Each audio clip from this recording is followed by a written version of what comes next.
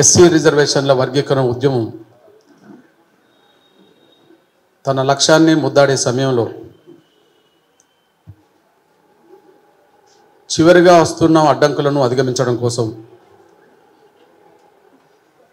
1000 గొంతుల మాదిగల పాట, 1,00,000 డప్పుల మాదిగల మండే గుండె చప్పుళ్ళు అనే కార్యక్రమాన్ని జయప్రదం చేయడం కోసం జరుగుతున్న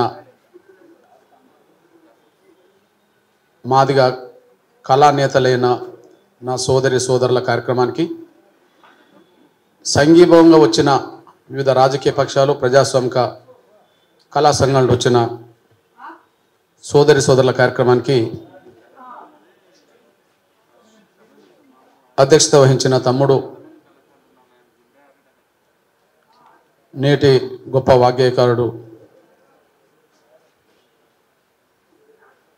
మన సోదరులు గద్దరన్న అనంతరం ప్రజల్లో బలంగా దూసుకెళ్ళిన ఏపూరి సోమన్న మాది గారికి, ఈ సమావేశాన్ని జయప్రదం చేయడం బాధ్యతగా గుర్తించి వచ్చిన నా జాతి తమ్ములు, అన్నలైన, చెల్లెలు అయిన ప్రతి కళాకారుడు, కళానాయకుడు, నాయకురాలకి, సంఘీభావంగా వచ్చిన ప్రతి ఒక్కరికి, చాలా ఆలస్యమైన ఎంతో ఓపికతో ఈ సమావేశ వివరాలు సమాజానికి అందించడానికి వచ్చిన నా పాత్రికేయ, ఎలక్ట్రానిక్ మీడియా, సోషల్ మీడియా సోదరులందరికీ, ఇది జయప్రదం చేయడం కోసం చొరవ తీసుకున్న ఎంఆర్పిఎస్, ఎంఎస్పి, ఎంఎస్ఎఫ్, మహిళా అన్ని విభాగాలకు సంబంధించిన ప్రధాన నాయకత్వానికి ప్రతి ఒక్కరికి ముందుగా నా హృదయపూర్వక నమస్కారాలు. చాలా సంతోషం. ఒక బాధ నుంచి కొంత బయటపడడానికి ఒక ఉపశమనంగా ఈ కార్యక్రమం జరుగుతున్నదని నేను భావించుకుంటున్నాను. 30 ఏళ్ళ బాధ, ఆవేదన, పోరాటం, ఆ పోరాటంలో వచ్చిన అడ్డంకులు, అవరోధాలు, పోరాటం మీద జరిగిన కుట్రలు, పోరాటం మీద పెంచిన నిర్బంధాలు, ఎంఆర్పిఎస్ ఉద్యమాన్ని జీర్ణించుకోలేకుండా పాలకులు చేసే కుయుక్తులు, వీటన్నిటిని ఎదుర్కొని లక్ష్యాన్ని సాధించే దిశగా జరుగుతున్న పోరాటం 30 ఏళ్ళు. అంతిమంగా లక్ష్యాన్ని సాధించడం కోసం ఈ 30 ఏళ్ళ పోరాటంలో మనం అన్ని ప్రయత్నాలు చేసుకుంటూ వచ్చాము లక్ష్యాన్ని సాధించడం కోసం. మనం ఎక్కని గడపలేదు, దిగని గడపలేదు అన్నట్టుగా, తొక్కని గడపలేదు అన్నట్టుగా లక్ష్యాన్ని సాధించడం కోసం జరిగే ప్రతి ప్రయత్నంలో ఏ ప్రయత్నాన్ని కూడా వదలొద్దని చెప్పే ఈ 30 ఏళ్ళు ముందుకు నడిపారు. బాధ నుంచి ఉపశమనం అనే అంశం ఎందుకు వచ్చిందంటే, తన సొంత జాతి యుద్ధం సుదీర్ఘంగా ఈ తెలుగు నేలను ప్రభావితం చేసి తన సొంత జాతి బిడ్డల భవిష్యత్తు కోసం ఒక సంగ్రామం జరుగుతుంటే,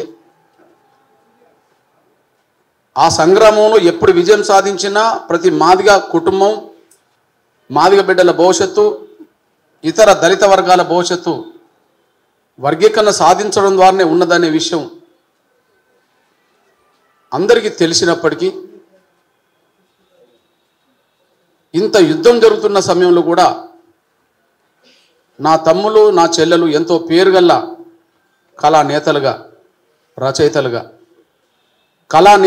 రచయితలుగా మన భవిష్యత్తుకు ప్రత్యక్షంగా ఉపయోగపడని, మన బిడ్డల భవిష్యత్తుకు ప్రత్యక్షంగా మేలు జరగని ఇతరాత్ర కార్యక్రమంలోనే ఆటపాటలతో నిమగ్నమయ్యారు కదా, ఇతరాత్ర కార్యక్రమంలోనే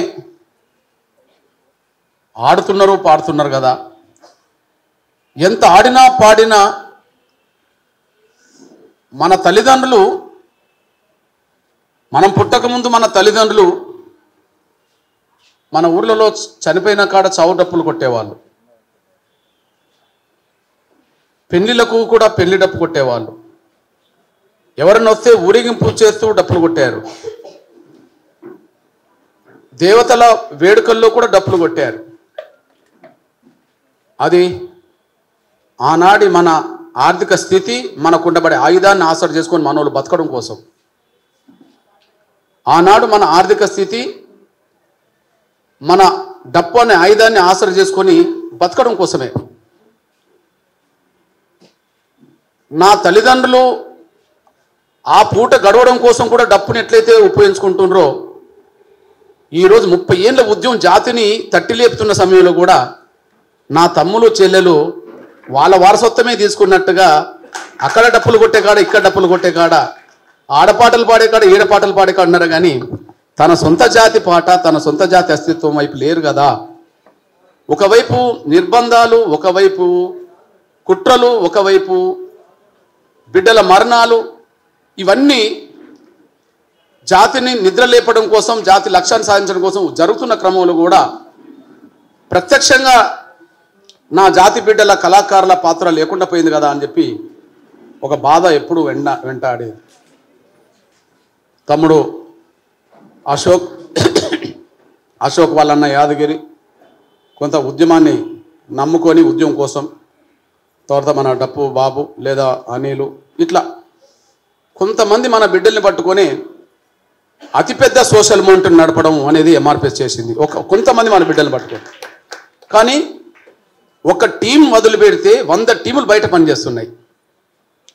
ఒక టీం జాతి కోసం ప్రత్యక్షంగా మొత్తం పాటలు పాడే కాడ, ఆటలు ఆడే కాడ, జాతిని చైతన్యం కాడ ఉంటే 99 టీములు, జాతిలో ఉండబడే 99 టీములు ప్రత్యక్షంగా జాతి యుద్ధంలో లేకపోవడం బాధ అని అనిపించేది. కానీ కొంత ఉపశమనం ఏంటంటే ఈ అతి కీలకమైన అంతిమ పోరాటంలో నా జాతి కళాకారులందరూ ఇక్కడికి వచ్చేసారు. నా జాతి రచయితలందరూ ఒక వేదిక మీదకి రాగలిగారు. చాలా సంతోషం. ఇది ఒక ఉపశమనం లాంటిది. ఇప్పుడే సోమన్న, తర్వాత మన దర్వెల్లన్న కూడా ఒక మాట చెప్పారు. ఇప్పుడే మన వాళ్ళలో ఎవరో ఒక ప్రెస్ మీట్ పెట్టి, అన్న దీన్ని ఒక రాజకీయ పార్టీ వైపు మలిచే ప్రయత్నం చేస్తున్నాడు ఏమో అని ఒక లేనిపోని అపోహలు క్రియేట్ చేసే విధంగా అన్న స్టేట్మెంట్ వచ్చింది, ఆయన ఎట్లా చేద్దామనంటే, సరే ఆయన కాదు, ఆయన ఎన్నుకున్నది ఎవరో ఒకసారి గుర్తించండి అని చెప్పి నేను కొంత అనడం జరిగింది. నేను మీ అన్నగా చెప్తున్నది ఏంటంటే, 30 ఏళ్ళుగా తెలుగు నేల దేశం మనల్ని చూస్తున్నది. 30 ఏళ్ళుగా తెలుగు నేల దేశం మనల్ని చూస్తున్నది. ప్రపంచం కూడా ఇప్పుడు మనల్ని చూస్తున్నది. 30 ఏళ్ళుగా అన్ని ప్రయత్నాలు చేశాం. అందరి సహకారం కోసం పోయాం. అందరికీ మన అండదండలు అందించాం. అన్ని ప్రయత్నాలు చేసినా, అందరు సహకారం కోరినా, వాళ్ళకు మనం సహకరించినా, కేవలం జాతిని గెలిపించుకోవడం కోసం తప్ప మరో పరిష్కారం నేను ఎప్పుడూ ఆలోచించలేదు. జాతిని గెలిపించుకోవడం కోసం మీరు ఎప్పుడైనా ఫైనల్ నిర్ణయం తీసుకోవాల్సింది ఎప్పుడు అంటే, అన్న పలాని పార్టీ పలాని ఇది అని చెప్పి మీరు ఫైనల్ నిర్ణయం తీసుకునేది ఎప్పుడైనా అంటే, నా ఒంటి మీద కండువ మారిన రోజు మీరు నిర్ణయం తీసుకోవచ్చు. నా ఒంటి మీద కండువ మారిన రోజు నిర్ణయం తీసుకోవచ్చు. బహుశా మీరు నిర్ణయం తీసుకోలేరు, ఎందుకంటే నా జీవితం ఉన్నంతవరకు నా కండువ మారదు. ఓకే, మీరు ఎప్పుడన్నా నిర్ణయం తీసుకోవాల్సింది ఎప్పుడంటే, అన్న ఒంటి మీద కండువ మారి ఏదన్నా పార్టీ కండువ వచ్చినప్పుడు అన్న పలాని పార్టీ అనడానికి ఒక అవకాశం ఉన్నదంటే నేను ఒప్పుకుంటాను. కానీ అది కూడా సాధ్యం కాదు, ఎందుకంటే నా కండువ మారదు కాబట్టి. అయితే నిన్ననే ఒక సూక్తి అబ్దుల్ కలాంది చదివా. నీ లక్ష్య సాధన కోసం అన్ని ప్రయత్నాలు చెయ్యి. నీ లక్ష్య సాధన కోసం అన్ని ప్రయత్నాలు చెయ్యి. ఒక ప్రయత్నం విఫలమైతే మరో ప్రయత్నం చెయ్యి. ఒక ప్రయత్నం విఫలమైతే మరో ప్రయత్నం చెయ్యి. కానీ ప్రయత్నం చేయడం మాత్రం ఆపకు అన్నాడు. నీ లక్ష్య సాధన కోసం చేసి అన్ని ప్రయత్నాలు చెయ్యి. ఒక ప్రయత్నం విఫలమైతే మరో ప్రయత్నం చెయ్యి. కానీ ప్రయత్నం మాత్రం చేయడం మానుకోకు అన్నాడు. 30 ఏళ్లలో జాతిని, వర్గీకరణను, లక్ష్యాన్ని సాధించడం కోసం అన్ని ప్రయత్నాలు చేశాం. రాజకీయంగానే చూస్తే టీడీపీ మనకు అనుకూలమానికి ముందుకు వచ్చినప్పుడు నేను టీడీపీకి అనుకూలంగా ఉన్నా మన వర్గీకరణ కోసం. కేసీఆర్ వర్గీకరణ చేస్తాను, కృష్ణాన్ని అండదండలు కావాలని చెప్పి తెలంగాణ ఉద్యమం వస్తే ఆయనకు నిమ్మరసం ఇచ్చేకాడ మనమే ముందట్టున్నాం. లేదు వర్గీకరణ నేను చేసి పెడతా అని చెప్పి రాజశేఖర్ గారు అన్నప్పుడు నేను రాజశేఖర్ గారికి అండ నిలబడ్డా. రాహుల్ గాంధీతో వేదికలు పంచుకున్నాం, సోనియా గాంధీ చుట్టూ తిరిగాం, ప్రధానమంత్రి గారి చుట్టూ తిరిగాం. మొన్నటి 2023-24 మినహిస్తే 2018-19 వరకు కూడా రాహుల్ గాంధీ గారు వర్గీకరణ చేపిస్తాడని, ఉత్తమ్ కుమార్ రెడ్డి గారు పీసీ అధ్యక్షుడిగా ఆయన సాయం చేస్తాడని, రేవంత్ రెడ్డి గారు కూడా మనకు అండగుంటాడు అని వాళ్ళకు కూడా అండగున్నాం. మీరు గమనిస్తే 94 మొదలుకొని 2018-19 అసెంబ్లీ పార్లమెంట్ ఎన్నికల వరకు నేను అన్ని పార్టీలకు దగ్గరికి వెళ్ళాను, అన్ని పార్టీలకు సాయం చేశాం జాతిని గెలిపించడం కోసం. చిట్ట చివరిగా చేసింది నవంబర్ 11 గౌరవ ప్రధానమంత్రి గారు నరేంద్ర మోడీ గారు మన వేదిక మీదకి వచ్చిన తర్వాత మాత్రమే ఆయనకు నేను అండగా నిలబడ్డా. నేను మొదటి ప్రయత్నంలోనే బీజేపీకి ఉన్నానా, రెండో ప్రయత్నంలో బీజేపీకి ఉన్నానా, మూడో ప్రయత్నంలో బీజేపీకి ఉన్నామా? మొదటి ప్రయత్నంలో టీడీపీకి ఉన్నాం, రెండో ప్రయత్నంలో టీఆర్ఎస్కి ఉన్నాం, మూడో ప్రయత్నంలో కాంగ్రెస్కి ఉన్నాం. అంతిమంగా 4వ ప్రయత్నం జరిగే క్రమంలో బీజేపీ నరేంద్ర మోడీ గారు ముందుకు వచ్చిండు, ఆయనకు సపోర్ట్ చేశాం.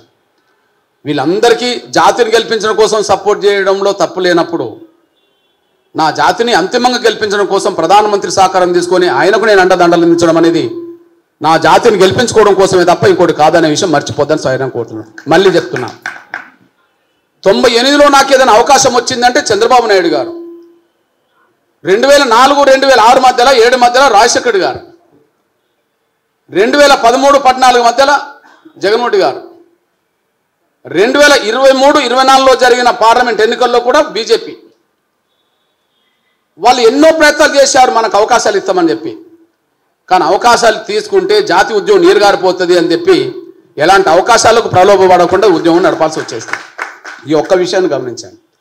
కాబట్టి ఒకవైపు వర్గీకరణ అడ్డుకునే శక్తులేమో వాళ్ళ ఆర్థిక బలం, వాళ్ళ రాజకీయ పలుకుబడి, వాళ్ళ మీడియా పలుకుబడితో అడ్డుకోవడానికి ఇంకా ప్రయత్నం చేస్తామని వాళ్ళు ముందుకెస్తున్న సమయంలో జాతికి సాధించుకోవాల్సిన మనలోనే కొంతమంది వాళ్ళ వ్యక్తిగత ప్రయోజనాల కోసం ఉద్యమం మీద కొంత అనుమానాలు పెరిగే విధంగా, ఉద్యమాన్ని దెబ్బతీసే విధంగా అట్లాంటి ప్రయత్నాలు చేయడం మా భావ్యం కాదని, అట్లాంటి విషయాలు మీరు కూడా చొరవ తీసుకొని మీరు ఎక్కడ ఎవరికి ఏ విధంగా చెప్పాలో ఆ విధంగా చెప్పి జాతిని ఐక్యం చేసే విధంగా ముందుకు రావాలని చెప్పి నేను సవినంగా కోరుతున్నాను. నేను ఏ పార్టీ కాదు, ఏ పార్టీలో లేను, ఏ పార్టీలో ఉండను. ఈ 30 ఏళ్ళలో నేను ఏ పార్టీ గాను, నేను ఏ పార్టీలో చేరలేదు, ఏ పార్టీలో చేరను. జాతిని గెలిపించడం కోసం 100 మార్గాలు వెతకాల్సి వచ్చింది. చాలామంది అంటారు కదా పలానైనా కాళ్ళు పట్టుకున్నాడు అని. సోనియా గాంధీ చేతులు పట్టుకున్నాను కదా, ప్రధానమంత్రి మన్మోహన్ సింగ్ గారు గదవ పట్టుకున్నాను కదా, రాహుల్ గాంధీ గారి దగ్గరికి వెళ్ళి చేతులు పట్టుకున్నా కదా. కాళ్ళు పట్టుకునే కాడ కాళ్ళు పట్టుకున్నాం, గదవ పట్టుకునే కాడ గదవ పట్టుకున్నాం, కడుపులో తలపెట్టే కాడ తల పెట్టుకున్నాం, యుద్ధం చేసే కాడ యుద్ధం చేసాం, గెలిపించుకున్నాం. అంటే ప్రతి ప్రయత్నం చేశామనే విషయం మీరు మర్చిపోద్దని సరే అనుకోండి. ఈ నేపథ్యంలో నా తమ్ములారా, చివరిగా వచ్చే అడ్డంకులు ఏందో మీరు చూస్తున్నారు. లక్ష్యాన్ని సాధించడం కోసం జరిగే ప్రయత్నం సీరియస్గానే జరిగింది. కానీ లక్ష్యం సాధించినాక కూడా అడ్డంకులు కల్పిస్తాండ్రు. అడ్డంకులు కల్పించే ప్రయత్నం జరగకపోతే మళ్ళీ మనం కార్యక్రమం పెట్టాల్సిన అవసరం మనకు లేదు. అడ్డంకులు కల్పించే ప్రయత్నాలు జరగకపోతే మనం మళ్ళీ కార్యక్రమం పెట్టాల్సిన అవసరం మనకు లేదు. మన ఉన్న సర్వశక్తులు ఒడ్డి ఈ లక్ష్యాన్ని ఇప్పుడు చేరాలి మళ్ళీ మనం. అయితే ఇంతకుముందు ఎవరు ఏ పాత్ర పోషించాలో పాత్ర పోషించారు. యుద్ధం చేసే కాడ యుద్ధం చేశారు, శాంతియుతంగా లక్షల మందిని సమీకరించకాడ సమీకరించారు, హైదరాబాద్ నగరాన్ని లక్షల మందితో దిగ్బంధం చేసేకాడ దిగ్బంధం చేశారు. ఆవేదన పెరిగి అగ్రంగా మారిన రోజు తగలబడే సమయం వచ్చినప్పుడు తగలబడ్డది రాష్ట్రం. అయినా కొంతమంది బిడ్డలు వర్గీకరణ యుద్ధాన్ని ముందుకు నడిపించడం కోసం వాళ్ళు ఆత్మహత్యలు చేసుకున్నారు. అన్ని ప్రయత్నాలు చేసే క్రమంలో మన ప్రత్యర్థులు, స్వార్థపర శక్తులు ఇంకా అడ్డుకుంటామని ముందుకు వచ్చేశారు. మీరు చూస్తూనే ఉన్నారు. వాస్తవానికి ఆగస్టు 1 సుప్రీంకోర్టు తీర్పు వచ్చిన తర్వాత భారతదేశంలో ఏ రాష్ట్రం అమలు చేయకపోయినా ముందుగా తెలంగాణ అమలు చేస్తుందని చెప్పి గౌరవ రేవంత్ రెడ్డి గారు ప్రకటన చేశారు. అసెంబ్లీలో ముఖ్యమంత్రి రేవంత్ రెడ్డి అసెంబ్లీలో ప్రకటన చేశాడు, బయట ప్రకటన చేయలేదు. సరే, కొంత నమ్మకం విశ్వాసం ఆయన మీద ఉండడానికి కొంత కారణం ఏంటంటే అంతకుముందు ఎంఆర్పీ చేసే ప్రతి ఉద్యమంలో ఆయన పాల్గొన్నాడు. ఢిల్లీకి రమ్మంటే జంతర్ మంతర్ వద్ద ఢిల్లీలో వచ్చి ధర్నాలో పాల్గొన్నాడు. మాదిగ విద్యార్థుల జాతీయ మహాసభ ఢిల్లీలో జరిగితే ఆ సభలో పాల్గొన్నాడు. ధర్మయుద్ధం పరేడ్ గ్రౌండ్లో జరిగినప్పుడు ధర్మయుద్ధంలో పాల్గొన్నాడు. ఏదన్నా వీలైన సాయం చేయమన్నప్పుడు ఉద్యమానికి వీలైన సాయం చేశాడు. అతనే ముఖ్యమంత్రి అయ్యిండు. వర్గీకరణ తీర్పు అనుకూలంగా వచ్చింది, దాన్ని స్వాగతించాడు. అందరికంటే ముందు నేనే అమలు చేస్తామని చెప్పాడు కనుక ఖచ్చితంగా ఆయన అమలు చేస్తాడని చెప్పి మనం అనుకున్నాం. దాంట్లో ఇంకో మాట కూడా వాడాడు, భారతదేశంలో అందరికంటే ముందు నేను తెలంగాణలోనే అమలు చేస్తామనే కాకుండా అంతకుముందు ఇచ్చిన నోటిఫికేషన్లు కూడా వర్గీకరణ వర్తింపజేసే ఉద్యోగాలు భర్తీ చేస్తామని అన్నాడు. అంతకుముందు ఇచ్చిన నోటిఫికేషన్లు కూడా వర్గీకరణ వర్తింపజేస్తామని అన్నాడు. 2000 చట్టంలో కూడా అది కూడా ఉన్నది. మళ్ళా 2000 చట్టం 2000 సంవత్సరం ఒక డిసెంబర్లో వచ్చింది అనుకోండి, కానీ 1999లో 1997లో వచ్చిన నోటిఫికేషన్లు కూడా ఉన్నాయి అనుకోండి. 2000 చట్టం ఆ నోటిఫికేషన్లు కూడా వర్తింపజేసే విధంగా చట్టంలో ఉన్నది. అది అంటే చట్టం వచ్చిన రోజు నుంచే కాదు వర్గీకరణ, చట్టం రాకముందున్న నోటిఫికేషన్లు కూడా వర్తింపజేసే విధంగా ఆ చట్టంలో ఉన్నది. దాన్ని మళ్ళీ పునరుద్ధరిస్తామని చెప్పి రేవంత్ రెడ్డి గారు చెప్పడం జరిగింది. అదే వర్గీకరణకు అనుకూలమైన వ్యక్తి కదా, గత నోటిఫికేషన్లు కూడా వర్గీకరణ అమలు చేసేయడానికి ఈయన ముందుకు వచ్చాడు కదా అని చెప్పి సంతోషించాం, స్వాగతించాం, అభినందించాం. ప్రత్యక్షంగా మనం కలిసి కూడా మనం అక్కడ ఆయనను అభినందించి వచ్చాం. కానీ కాంగ్రెస్ పార్టీలో భారతదేశంలో ఎవరికి లేనంత పలుకుబడి మన తెలుగు నేల మీద దక్షిణాది రాష్ట్రాల్లో మాలలకు ఉంటుంది. బ్రాహ్మణులతో పోల్చుకున్నా, రెడ్లతో పోల్చుకున్నా, కమ్మలతో పోల్చుకున్నా, బీసీలో ఏ కులంతో పోల్చుకున్నా వాళ్ళకే పలుకుబడి ఎక్కువ ఉంటుంది. వాళ్ళ పలుకుబడిని ఒకసారి విశ్లేషించుకోండి. మళ్ళీ చెప్తున్నా, నేను అన్ని పార్టీలో మాదిగలు ఉంటారు, మాలలు ఉంటారు, అందరు ఉంటారు. కానీ కాంగ్రెస్ పార్టీని శాసించే కాడ మాలలు ఉంటారు, కాంగ్రెస్ పార్టీని ప్రభావితం చేసే కాడ మాలలు ఉంటారు. వాళ్ళ మాటే వేదంగా అధిష్టానం వినేటట్టుగా చేసుకోగలుగుతారు. వాళ్ళకు మొదటి నుంచి ఆ పలుకుబడి ఉన్నది. మీరందరూ నాతో సహా పుట్టక ముందే దామోదర సంజయ్ గారు తెలుగు నేలకు ముఖ్యమంత్రి అయ్యిండు. ఆయన కాంగ్రెస్ పార్టీకి జాతీయ అధ్యక్షుడు అయ్యిండు, మనం అప్పటికి పుట్టలే. అంటే వాళ్ళ పలుకుబడి మనం పుట్టక ముందు నుంచి కాంగ్రెస్ పార్టీలో ఉన్నది, పెరిగింది. అది కంటిన్యూషన్ ఎట్లా అవుతుందో మీరు చూస్తే ఇప్పుడు కాంగ్రెస్ పార్టీని మన ఇష్టం ఉన్నా లేకపోయినా సోనియా గాంధీ గారి కుటుంబం అంటాం. ఏకకాలంలో సోనియా గాంధీ గారి కుటుంబానికి 3 పదవులు ఉన్నాయి చట్టసభలో. సోనియా గాంధీ గారు రాజ్యసభ సభ్యురాలు, లోక్సభ సభ్యుడు రాహుల్ గాంధీ, లోక్సభ సభ్యురాలు ప్రియాంక. అంటే భారతదేశంలో మీరు ఏకకాలంలో ఒకే కుటుంబం నుంచి 3 చట్టసభలు ఉన్నది సోనియా గాంధీ గారి కుటుంబం. సోనియా గాంధీ అంటేనే రాహుల్ గాంధీ అంటే కాంగ్రెస్ కాబట్టి ఆ తర్వాత వస్తే భారతదేశంలో ఏకకాలంలో మళ్ళా 3 పదవులు పొందే కుటుంబాలు ఎక్కడన్నా ఉండే అంటే మీరు ఎక్కడ వెతికినా అది కనిపించవు, మళ్ళీ మాలలోనే కనిపిస్తాయి. ఎగ్జాంపుల్ తెలంగాణ మాలకు పక్కకు పెట్టేసేయండి. ఇప్పుడు కర్ణాటక ఉన్నది అనుకోండి, కర్ణాటక కాంగ్రెస్ పార్టీ జాతీయ స్థాయి కాంగ్రెస్ పార్టీ అధ్యక్షుడు ఎవరు? మల్లికార్జున ఖర్గే. మల్లికార్జున ఖర్గే దళితుడు, మాల. ఆయన రాజ్యసభ సభ్యుడు. వాళ్ళ అల్లుడు గుల్బర్గా ఎంపీ, వాళ్ళ కొడుకు ఎమ్మెల్యే గెలిచి ఇప్పుడు రాష్ట్ర మంత్రి. అంటే కాంగ్రెస్ పార్టీలో మాలల ప్రభావం ఏ స్థాయిలో ఉంటుంది అంటే ఆ స్థాయిలో ఉంటుంది. మూడోది, తెలంగాణ గడ్డ మీద కూడా ఒకే ఇంట్లో 2 పదవులు పొందేటోళ్ళు ఎవరంటే కాంగ్రెస్ అంటే రెడ్లు అంటారు. కానీ 2 పదవులు పొందడానికి అవకాశం వచ్చింది, కానీ 3 పదవులు పొందలేకపోయిన వాళ్ళు 2-3 పదవులు మళ్ళీ మాలలు పొందుతారు. ఎగ్జాంపుల్ ఉత్తమ్ కుమార్ రెడ్డి గారి భార్య ఒక 2, లేదా జానారెడ్డి గారి కొడుకులు 2 ఎంపీ ఎమ్మెల్యే, లేదా రాజగోపాల్ రెడ్డి లేదా వెంకటరెడ్డి. ఒక కుటుంబంలో 2 ఉన్నాయి, కానీ ఒక కుటుంబంలో చట్టసభలో 3 లేవు. కానీ అదే మన తెలంగాణలో మాల కుటుంబంలో బెల్లంపల్లి ఎమ్మెల్యే మాల Vinod, Chennur MLA Vivek, Peddapalli MP Vivek.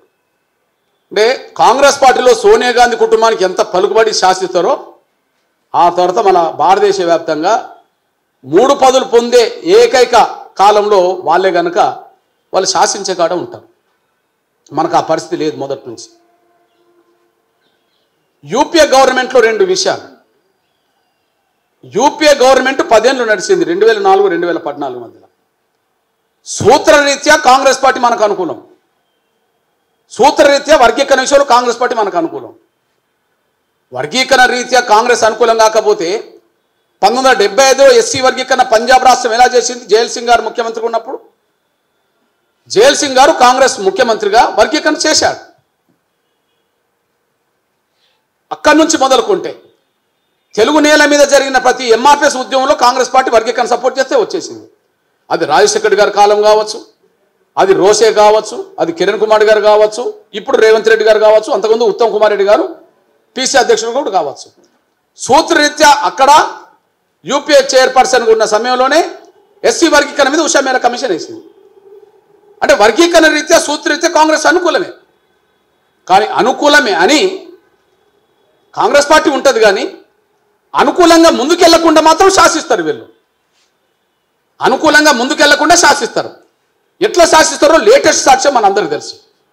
Latest సాక్ష్యం మీ అందరికీ తెలుసు.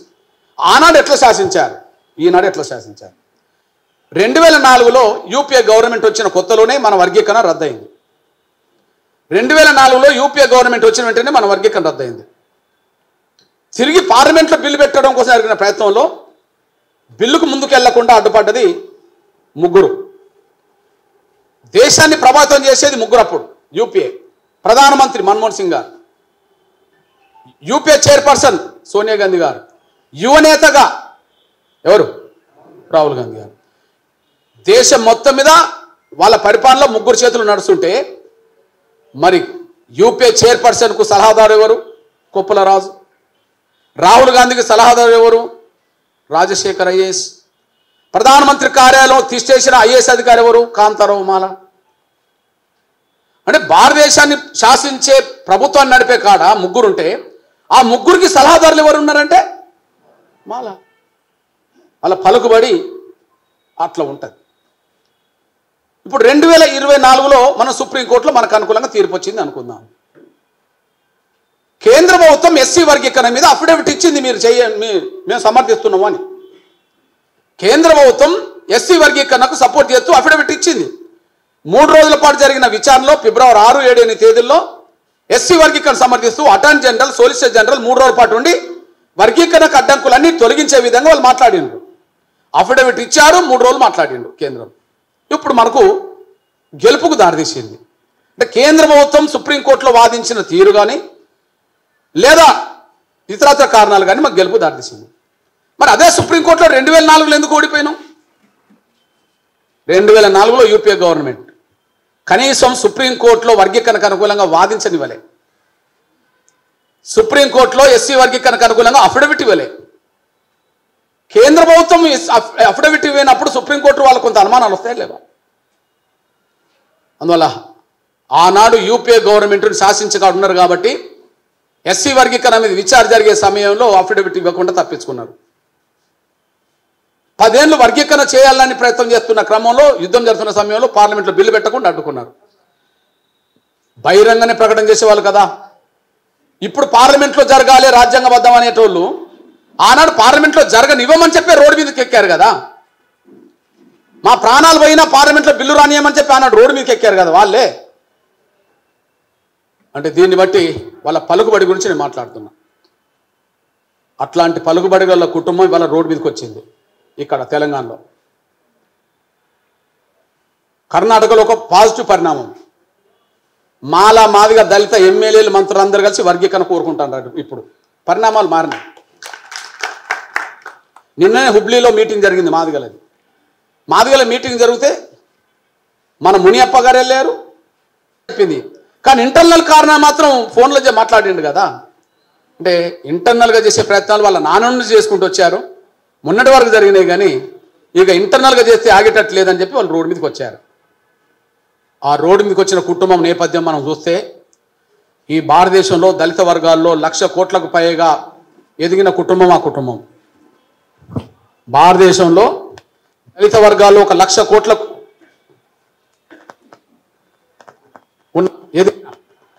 అది భారతదేశంలో దళితుల చేతిలో ఎలక్ట్రానిక్ మీడియా, ప్రింట్ మీడియా ఉన్న దళిత కుటుంబం అది. భారతదేశంలోనే ఏకకాలంలో 3 చట్టసభలు పదవులు పొందేంత శక్తి ఉన్న కుటుంబం అది. రాజకీయంగా చూసినా, ఆర్థికంగా చూసినా, మీడియా పరంగా చూసినా వాళ్ళు చాలా శక్తివంతులు అనే విషయం మీరు మర్చిపోరు. ఆ శక్తివంతులు రోడ్డు మీదకి వచ్చి అడ్డం పడే ప్రయత్నం చేస్తున్నప్పుడు వాళ్ళ శక్తి కేవలం మీ 1000 గొంతుల పాట నుంచి 1,00,000 డప్పుల నుంచి ఎదుర్కోవాల్సిన బాధ్యత మనకు నెట్టబడుతుంది. ఆ శక్తి వాళ్ళ 1,00,000 కోట్లు మీ 1000 గొంతుల పాటతో పనికి రాకుండా పోవాలి. మన 1000 గొంతులతో వచ్చే పాట వాళ్ళ 1,00,000 కోట్లకు సమానం కాదు. మనదే ధర్మం కాబట్టి అంతిమంగా విజయం మనకే వస్తుంది. ఈ పోరాటంలో ఒక గొప్ప విషయం ఏంటంటే, ఇన్ని ఆటుపోట్లు ఎదుర్కొన్న ఉద్యమం ఎలా నిలబడింది అన్నప్పుడు, భారతదేశంలో ఏ సోషల్ మూవ్మెంట్ ఎదుర్కొన్న ఆటుపోట్లు ఎంఆర్పీఎస్ ఎదుర్కొన్నది. మీరు చరిత్ర తిరిగేసేయండి. కొంతకాలం ఏదన్నా దళిత ఫాందర్స్ లాంటి వాళ్ళు ఒక 5-10 ఏళ్ళు మిలిటెంట్ ఉద్యమం నడపడం వల్ల కొంత నిర్బంధం అక్కడక్కడ ఎదుర్కొన్నదేమో, కానీ భారతదేశంలో ఒక బలమైన సోషల్ మూవ్మెంట్ అన్ని రకాలుగా ఇబ్బందులు ఎదుర్కొన్నది ఎంఆర్పీఎస్ మాత్రమే. ఆయన నిలబడుతూ ముందుకు వచ్చింది. ఎందుకు నిలబడ్డదంటే, అంబేద్కర్ చాలా గొప్ప మాట అన్నాడు, నీ పోరాటంలో ప్రత్యర్థులు నీకంటే శక్తివంతులు కావచ్చు. అసలు శక్తివంతుడు పోరాటం ఎందుకు చేస్తాడు? బలహీనుడే కదా వారికి హక్కుల కోసం చేసేది. నీ ప్రత్యర్థులు శక్తివంతులే కావచ్చు, కానీ అంతిమంగా ధర్మం మన వైపు ఉన్నప్పుడు మనమే గెలుస్తాం. కానీ అది గెలిపించుకునేంత వరకు మాత్రం మధ్యలో వచ్చే అడ్డంకులన్నింటినీ అధిగమించేంత శక్తిని కూడా కట్టుకొని ముందుకెళ్ళండి. నువ్వేమన్నా కోల్పో ఆ పోరాటంలో, కానీ ఆత్మస్థైర్యం మాత్రం కోల్పోకు అంటాడు. నువ్వు ఏదైనా కోల్పో ఆ పోరాటంలో, నీ లక్ష్యం కోసం ఏదైనా కోల్పో, కానీ ఆత్మస్థైర్యం మాత్రం కోల్పోకు అంటాడు. ఈ పోరాటంలో ఇన్ని రకాలుగా వచ్చిన అడ్డంకులు, అవరోధాలు, కుట్రలు, నిర్బంధాలు, త్యాగాలన్నీ జరుగుతున్న క్రమంలో పోరాటం నిలబడ్డది అని అంటే, లక్ష్యం ముద్దాడే ప్రయత్నం చేసినామంటే కేవలం ఎన్ని కష్టాలు వచ్చినా ఆత్మస్థైర్యం కోల్పోలేదు, యుద్ధం ముందుకు నడవాలని అనుకున్నాం. కాబట్టి ఈ పోరాటంలో మనమే గెలుస్తాం. పలుకుబడి తాత్కాలికంగా పేదవాడి హక్కులను అడ్డుకుంటుంది. పలుకుబడి ఎప్పుడు తాత్కాలికంగా పేదవాళ్ళ హక్కులు అడ్డుకుంటుంటుంది, కానీ అంతిమంగా పేదవాడే పలుకుబడిని ఓడిస్తాడు. మనం 2 సాక్ష్యాలు మన కళ్ళ ముందట ఉన్నాయి. భారత ప్రజలు స్వాతంత్రం కోసం పోరాటం చేసే సమయానికి మన దేశాన్ని ప్రత్యక్షంగా పరిపాలిస్తున్న బ్రిటిష్ రవి అస్తమించని సామ్రాజ్యాన్ని ప్రభావితం చేస్తున్నది, ఏలుతున్నది. రవి అస్తమించని సామ్రాజ్యాన్ని ప్రపంచంలో నిర్మించుకున్నది. అది వాళ్ళ పలుకుబడితో, వాళ్ళ ఆయుధాలతో, వాళ్ళ ఆర్థిక శక్తితో పోల్చుకుంటే భారత ప్రజల శక్తి చాలా చిన్నది. ఆయన ఈ దేశాన్ని పరిపాలించాలని చెప్పి ఎన్ని కలలు కన్నా ఆ పలుకుబడి అనే శక్తి ఓడిపోయింది. న్యాయం అనే స్వాతంత్ర పోరాటం గెలిచింది. వాళ్ళ దేశ స్వాతంత్రంలో మనం ఉన్నాం. సేమ్ కాలంలో అంబేద్కర్ అగ్రకులాల మధ్యలో జరిగిన పోరాటం, అంబేద్కర్ ప్రత్యేకంగా రిజర్వేషన్ల కోసం యుద్ధం చేస్తున్న రోజుల్లో, గాంధీతో పాటు చాలామంది దాన్ని అడ్డు తగులుతున్న రోజుల్లో, వాళ్ళకున్న పలుకుబడితో పోల్చుకుంటే అంబేద్కర్ శక్తి, దళితుల శక్తి చాలా చిన్నది. వాళ్ళ పలుకుబడితో పోల్చుకుంటే మన శక్తి, అప్పుడు దళితుల శక్తి చాలా చిన్నది. ఆయన పలుకుబడి అనే శక్తి గాంధీ వాళ్ళ ఉన్నత వర్గాల వ్యవస్థ ఓడిపోయింది. ధర్మం అనే న్యాయమైన అంబేద్కర్ పోరాటమే గెలిచింది.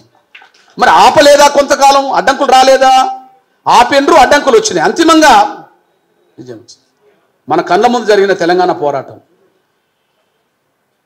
కాంగ్రెస్ దగ్గర పలుకుబడి, ఢిల్లీలో పలుకుబడి ఎవరికి ఉంటుంది అంటే ఆంధ్ర వాళ్ళకు ఉంటుంది. కారణం ఏంది? ఇక్కడ మనకు నిజాం రాజ్యం డైరెక్ట్ కాంగ్రెస్తో ప్రత్యక్ష సంబంధాలు చాలా తక్కువ ఉంటాయి. కానీ మద్రాసు పాలనలో ఉండబడే ఆంధ్ర, రాయలసీమ, మద్రాసు పాలనలో ఉండబడే అంటే బ్రిటిష్ పాలనలో ఉండబడే ప్రజలకు కాంగ్రెస్ దగ్గర ఉంటుంది. ఎందుకంటే స్వాతంత్ర పోరాటం అక్కడ జరిగింది. ఇక్కడ నిజాంకు వ్యతిరేక పోరాటం జరిగింది, కానీ ఆ స్థాయిలో కాంగ్రెస్ స్వాతంత్ర పోరాటం ఇక్కడ జరగలేదు. అంటే కాంగ్రెస్తో ప్రత్యక్ష సంబంధం ఉండడానికి ఆంధ్ర వాళ్ళకు అవకాశం ఉన్నది. ఆ పలుకుబడి మొన్నటి వరకు కూడా కొనసాగింది. మనందరూ తెలుసు. ఒకవైపు పలుకుబడితో అడ్డుకొని ప్రయత్నం చేశారు, కానీ అంతిమంగా మన బిడ్డల ప్రాణ త్యాగాలు, మీరు పాడిన పాటలు జాతిని, తెలంగాణ సమాజాన్ని నిద్రలేపినాయి. అంతిమంగా ఒక లక్ష్యాన్ని ముద్దడం జరిగింది. అంటే ఇక్కడ పలుకుబడి ఓడిపోయిందా, ధర్మం గెలిచి ఓడిపోయిందా అంటే ధర్మం ఓడిపోలే, అడ్డంకులు వచ్చినాయి. అది స్వాతంత్ర పోరాటంలో కనిపించినాయి, అది అంబేద్కర్ కాలంలో కనిపించినాయి, మన తెలంగాణ ఉద్యమంలో కూడా కనిపించినాయి. ఇప్పుడు మన ప్రత్యర్థి ఎవరు? 1,00,000 కోట్ల సంపద గల వ్యక్తి. మన ప్రత్యర్థి ఎవరు? ఒక ఎలక్ట్రానిక్ ప్రింట్ మీడియాను చెప్పు చేతులు పెట్టుకొని నడిపే వ్యక్తి. మన ప్రత్యర్థి ఎవరు? మన ఇళ్లలో ఎవరు ఎమ్మెల్యేలు లేరు కానీ ఒక ఇంట్లోనే 3 పదవులు పొందేంత శక్తివంతమైన వ్యక్తి. అయినప్పటికీ నా తమ్ముడు చెల్లెలు మీరందరూ కలిసి ఒక తాటి దీనికి వచ్చారు కనుక ఖచ్చితంగా మీ పాట, మీరు కొట్టే డప్పే అంతిమంగా విజయాన్ని సాధించే అవకాశం మనకు అనిపిస్తుంది. మనం గెలిచాం, అమలు చేయించుకోవడం కోసం మాత్రం ప్రయత్నం చేస్తున్నాం. గెలిచాం, అమలు చేయించుకోవడం కోసం మాత్రం ప్రయత్నం చేస్తున్నాం. అమలుకు అడ్డంకులు ఎట్లా కల్పిస్తారు అనడానికి ఒక చిన్న సాక్ష్యం చెప్తున్నాను. నేను మళ్ళా చెప్తున్నా, రేవంత్ రెడ్డి గారు వర్గీకరణకు అనుకూలం. అసెంబ్లీలో మాట్లాడినా, బయట మాట్లాడినా, ఎక్కడ మాట్లాడినా, మొన్న మన మేధావుల సమావేశంలో మాట్లాడు. కానీ మాట్లాడుతూ కూడా ఒక మాట చెప్తున్నాడు, చేయాల్సింది వర్గీకరణ చేయడం జరుగుతుంది, ఓ 10-15 రోజులు జరుగుతుంది, కానీ మళ్ళీ అడ్డంకులు రాకుండా చూడడం కోసమే నేను ఈ కమిషన్ ఇదంతా చేస్తున్నా. కానీ ఇంకా దీన్ని అడ్డుకునే శక్తులు ఉన్నాయనే విషయం మీరు మర్చిపోవద్దు అని అంటాడు ఆయన. అంటే మనకు అప్రమత్తం చేసినట్టేగా, ఎవరు మనల్ని అప్రమత్తం చేసినట్టే కదా, ఓపెన్గానే చెప్తుండు కదా. మొన్న మన ఆయన మాట్లాడుతున్నాడు లేదా, భవిష్యత్తులో ఏ అడ్డంకులు రాకుండా చేయడం కోసమే కమిషన్. మీకు కొన్ని అడ్డంకులు వస్తాయి, కొంతమంది అడ్డంకులు కల్పించే వాళ్ళు ఉన్నారనే విషయం కూడా ఆయన చెప్పాడు కదా. అంటే మాదిగల సమావేశంలో అది టీవీల ముందు, పేపర్ల ముందు, అందరి ముందే కొన్ని అడ్డంకులు కల్పించే శక్తులు ఉన్నాయనే మాట అన్నాడంటే ఏంటంటే, అరే అడ్డంకులు ఎన్ని కల్పించినా మీరు శక్తివంతంగా ముందుకెళ్ళండి, నేను దాన్ని అమలు చేసే బాధ్యత తీసుకుంటా అన్నట్టు కదా. రేపటి మన ప్రయత్నం అడ్డంకులు కల్పించే వాళ్లకు సవాలే, మన ప్రయత్నం సక్సెస్ అవుతే వర్గీకరణ చేస్తామన్న వాళ్ళకు అండదండలే, అంతే కదా. వర్గీకరణ చేస్తామన్న వాళ్ళని ముందుకు నడిపించడం కోసం ఇది ఎవరికి వ్యతిరేకమేగా. వర్గీకరణ చేస్తామన్న వాళ్ళకు ప్రయత్నం చేస్తుండ్రు. ఎగ్జాంపుల్, అంత మనకు అనుకూలమైన వ్యక్తిగా ఉండబడే రేవంత్ రెడ్డి గారు